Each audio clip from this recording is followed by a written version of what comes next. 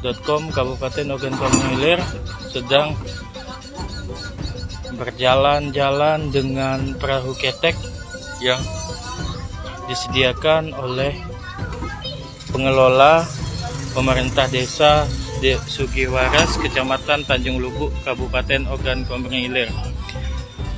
Untuk kalian yang akan berwisata ke sini bisa menaiki perahu ini dengan berkeliling di seputar Sungai Komering dengan biaya Rp10.000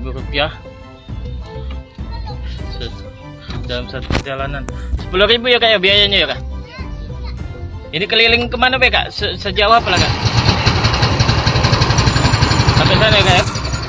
Inilah penampakan dari Desa Sugiwaras, Kecamatan Tanjung Lubuk.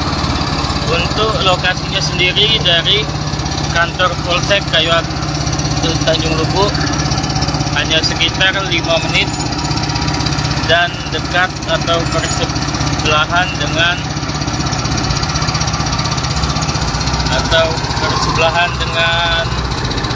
rumah Linmas 100 tiang.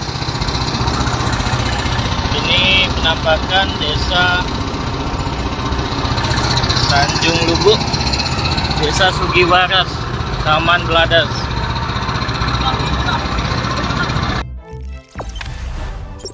Jangan lupa subscribe, share, komen, dan like ya.